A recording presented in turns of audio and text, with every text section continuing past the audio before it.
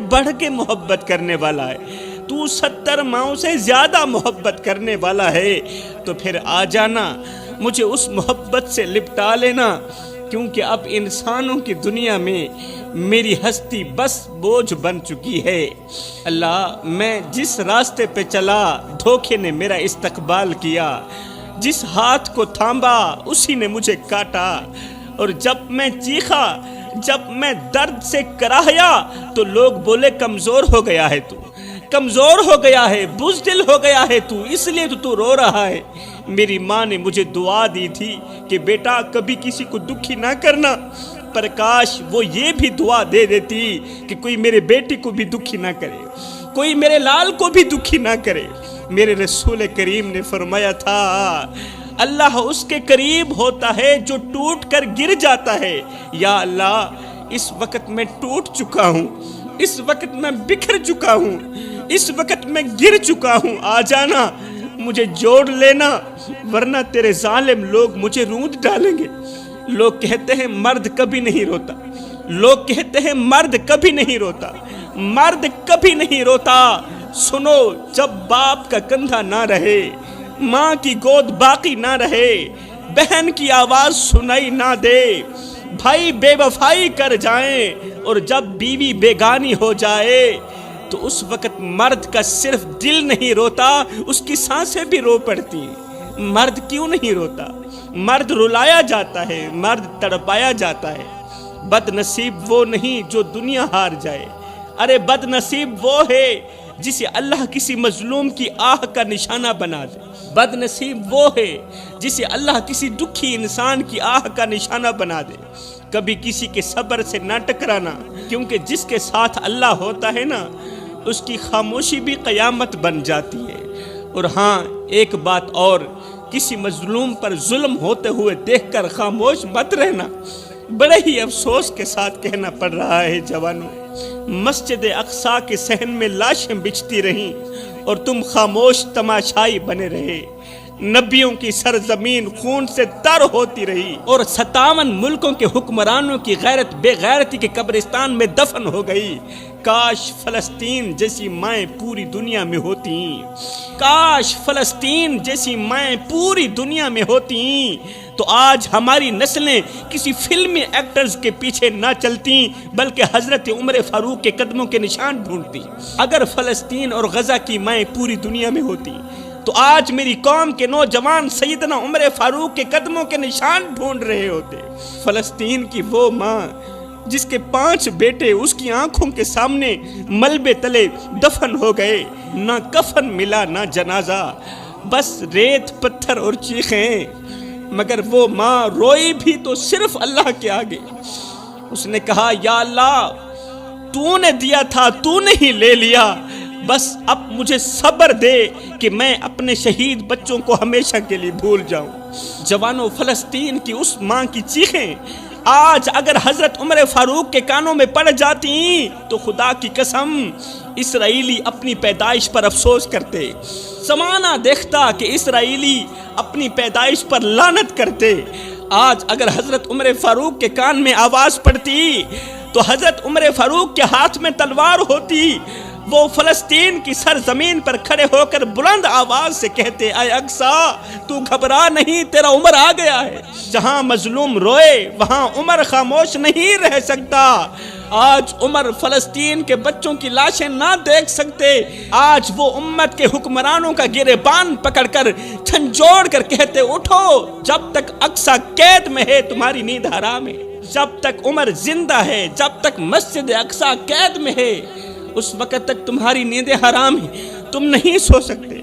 مگر افسوس، آج وہ چیخیں امت کے کانوں سے ٹکرا کر واپس جا رہی ہیں اور امت خواب غفلت میں سو رہی ہے۔ آج فلسطین کی ماں اپنے بیٹوں کی لاشیں اٹھا کر بھی یہی کہتی ہیں کہ میرے بیٹے مرے نہیں، وہ زندہ ہیں، وہ جنت کے دروازے پر میرا انتظار کر رہے ہیں۔ یہ فلسطین کی مائیں ہیں، جب بیٹے کی لاش دیکھتی ہیں تو کہتی ہیں، الحمدللہ میرے بیٹے نے اپنی ماں کو سرخرو کر دیا ہے۔ ایک طرف وہ مائیں ہیں، آج ہماری ماں کا حال یہ ہے۔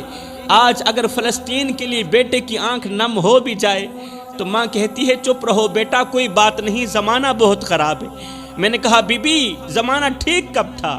جب کربلا کی سرزمین پر نیزے چلے تھے، تب بھی تو نبی کی اولاد سر کٹوا کر حق کی گواہی دے رہی تھی نا۔ اس وقت بھی مائیں زندہ تھیں، اس وقت بھی باپ تھے، مگر نہ ماؤں نے روکا نہ باپ نے روکا، کیونکہ وہ جانتے تھے کہ یہ قربانی صرف خون کی قربانی نہیں، یہ غیرت کی قربانی بھی ہے۔ دل کے کانوں سے سنیے گا میری قوم کے نوجوانوں، کبھی بھی 5 موقعوں پر عبادت مت کرنا، ثواب کی جگہ گناہ ملے گا۔ پہلا موقع کبھی بھی بوڑھے باپ کو دکھ دے کر نماز نہ پڑھنا، بوڑھے باپ کی آنکھوں سے آنسو نکال کر نماز نہ پڑھنا، ثواب کی جگہ گناہ ملے گا۔ بوڑھے باپ کا دل توڑ کر تہجد میں آنکھیں نم نہ کرنا، ثواب کی جگہ گناہ ملے گا۔ بوڑھی ماں کو بے یار و مددگار چھوڑ کر عمرے کے سفر پر نکل جانا ایسا ہی ہے جیسے کسی کو مار کر اس کے جنازے میں شریک ہو جانا۔ خدارا میرے بھائیوں، بھائی بہن بیوی بچوں کا حق مار کر حج کرنے مت جانا، کیونکہ خانہ کعبہ کی دیواروں کو وہ سجدے قبول نہیں جو کسی مظلوم کے آنسوں سے تر ہوں، وہ سجدے بالکل بھی قبول نہیں۔ جس بھائی کا حق مار کر تم احرام باندھ رہے ہو، ارے وہ احرام کہاں ہے؟ وہ تو ظلم کی چادر ہے۔ آج کل میرے معاشرے کے نوجوان کہتے ہیں کہ عورت بے غیرت ہوتی ہے، اس لیے دھتکار دیا جاتا ہے، یہ بے حیا ہو گئی ہے، ہم دلہ پن پسند نہیں کرتے، ٹھکرا دیا جاتا ہے۔ میں کہتا ہوں اے نوجوانوں، عورت بے غیرت نہیں ہوتی، بلکہ وہ مرد بے غیرت ہوتا ہے جس کی وہ بہن بیٹی یا بیوی ہوتی ہے۔ عورت بے غیرت کہاں ہوتی ہے؟ اصل بے غیرتی تو یہ ہے کہ تم مرد ہو کر ایک عورت کی حفاظت نہ کر سکے۔ جب وہ ماں بن کر تمہاری گندگی صاف کرتی تھی تب تو وہ بے غیرت نہیں تھی، جب وہ بہن بن کر تمہارے کپڑے دھوتی تھی، تمہارے جوتے صاف کرتی تھی، تب تو وہ بے غیرت نہیں تھی، جب وہ بیوی بن کر تمہارا غصہ، تمہاری چپ، تمہارا غرور سہتی ہے، اس وقت بھی وہ تمہاری عزت ہوتی ہے، اور جب وہ تم سے اپنا حق مانگنے کے لیے آواز بلند کرتی ہے تو تمہیں اس کی غیرت یاد آ جاتی ہے۔ غیرت کا وزن عورت کے دوپٹے سے نہیں، مرد کے کردار سے ناپا جاتا ہے۔ اور جب عورت بگڑ رہی تھی تو اس وقت مرد کہاں مر گیا تھا؟ جس نے وقت پر عورت کا ہاتھ نہیں تھاما تھا، جس نے وقت پر عورت کو سمجھایا نہیں تھا۔ ایمان سے بتاؤ، عورت کے ہاتھ میں موبائل کس نے دیا؟ عورت نے دیا؟ نہیں، مرد نے دیا۔ عورت کو با اختیار کس نے بنایا؟ عورت نے بنایا؟ نہیں، مرد نے بنایا۔ تم نے اسے موبائل تحفے میں دیا، اور جب اس نے اسی موبائل پر ناچنا شروع کیا تو تمہاری غیرت جاگ گئی۔ تم نے ہی اسے ماڈرن بننے کا مشورہ دیا کہ ماڈرن لڑکیاں ہمیں بہت زیادہ پسند ہیں، اور جب اس نے ماڈرن کا لباس پہنا تو تم نے کہا بے غیرت ہو گئی ہو، تم نے کہا بے حیا ہو گئی۔ اور نادانو، تم نے ہی تو اسے ناچنے کا مشورہ دیا تھا، تم نے ہی تو اسے پینٹ شرٹ پہننے کا مشورہ دیا تھا، تم نے ہی تو اسے ماڈرن بننے کا مشورہ دیا تھا۔ اگر عورت چپ چاپ تمہاری بات سہتی رہے تو وہ اچھی ہے، اور اگر کسی بات کا جواب دے دے تو تم کہتے ہو عورت بے ادب ہو گئی ہے۔ عورت جب تک برداشت کرتی ہے تب تک تم مرد کہلاتے ہو، اور جس دن وہ سوال کرتی ہے اس دن تمہاری غیرت جاگ جاتی ہے۔ دوسری طرف بڑے ہی افسوس کے ساتھ کہنا پڑ رہا ہے، آج کل کی لڑکی ماں باپ کی عزت کو مٹی میں رونج کر کسی آوارہ لڑکے کے ساتھ پکنک پہ جا رہی ہے، ہوٹلوں پہ مل رہی ہے، تنہائی کو محبت سمجھ بیٹھی ہے۔ کسی راہ چلتے آوارے نے کہہ دیا تھا کہ تم بہت کیوٹ لگتی ہو، تم بہت اچھی لگتی ہو، اسے لگا کہ وہ شہزادہ ہے، وہ تو مجھ سے محبت کرنے والا، وہ تو عشق کرنے والا ہے، اس لیے تو وہ کہتا ہے کہ تم مجھے کیوٹ لگتی ہو، تم مجھے اچھی لگتی ہو۔ ماں باپ کی عزت کی دھچیاں اڑا کر اس آوارے کے پیچھے بھاگ نکلی۔ 6-7 دن تو بڑے پیار سے گزرے، 8ویں دن فلمی محبت کے بعد 9ویں دن اس اجنبی کا لہجہ بدلنے لگا، 10ویں دن آواز بھی سخت ہو گئی، اور 11ویں دن پتہ چلا کہ وہ آوارہ لڑکا اسے طلاق دے کر کسی اور لڑکی کے پیچھے بھاگ نکلا ہے۔ میری بہن، تجھے کس نے کہا تھا کہ ایک اجنبی تیرے لیے سب کچھ ہو سکتا ہے؟ تجھے کس نے کہا تھا کہ گھر سے بھاگنا عزت ہے؟ آج تو کس منہ سے واپس جائے گی؟ جس باپ نے اپنی جوانی تجھے پالتے ہوئے گزاری، جس ماں نے اپنی چادر میں تجھے چھپایا، آج تو ان ماں باپ کی عزت کو بازار میں لے گئی، انہی معاشرے میں کسی کو منہ دکھانے کے قابل نہ رکھا، اور آج جب وہ آوارہ لڑکا تجھے چھوڑ گیا، آج تو واپس اپنے ماں باپ کے گھر جا رہی ہے، ایمان سے بتا آج بوڑھے ماں باپ کو منہ دکھاتے ہوئے تیری غیرت تجھے جینے دے گی؟ ہرگز نہیں جینے دے گی۔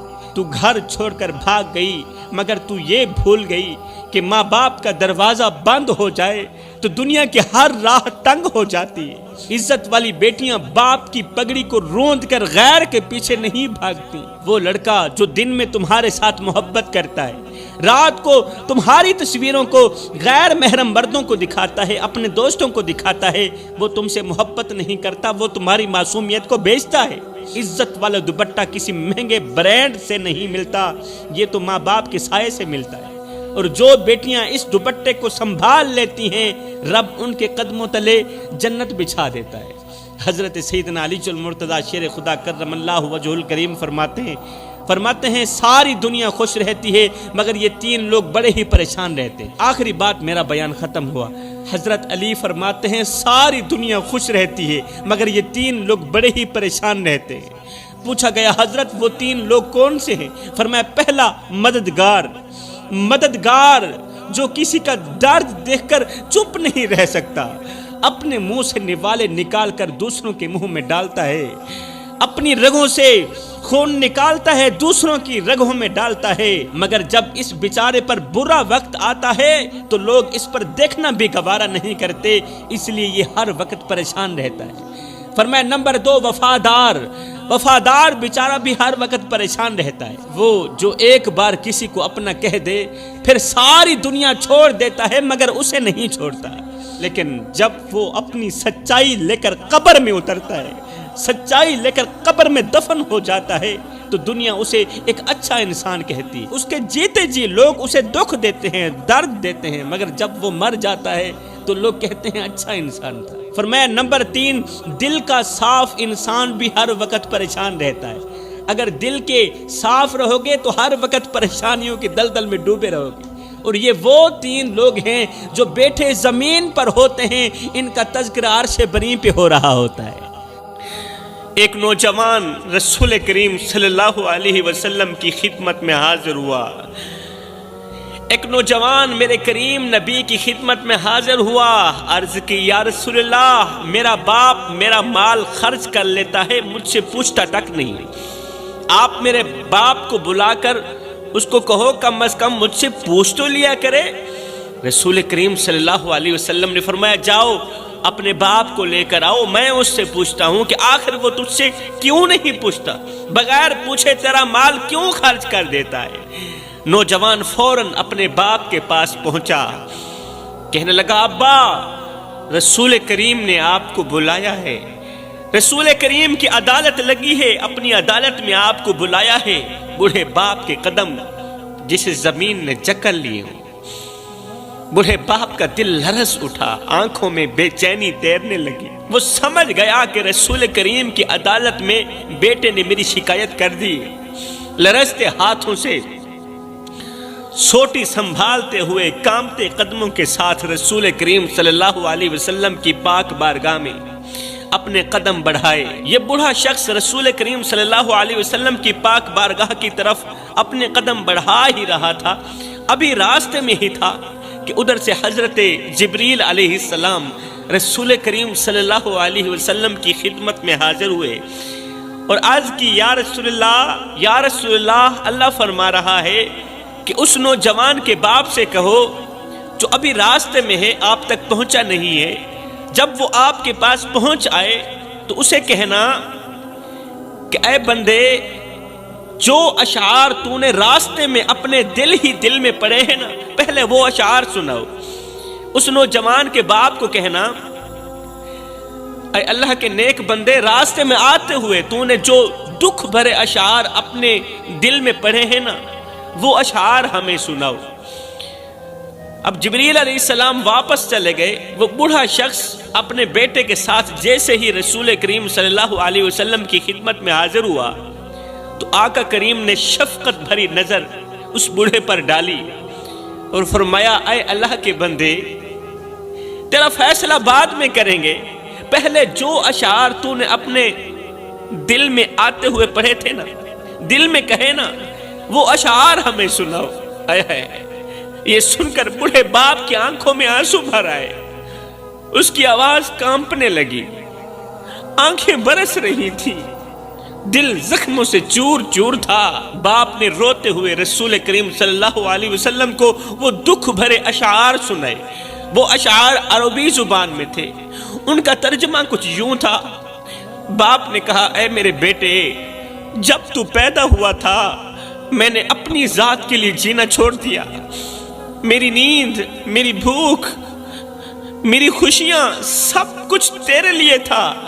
میری خوشی بھی تیرے لیے تھی، میری نیند بھی تیرے لیے تھی. میں دن میں محنت کرتا، رات کو تجھے تھام کر سوتا تھا.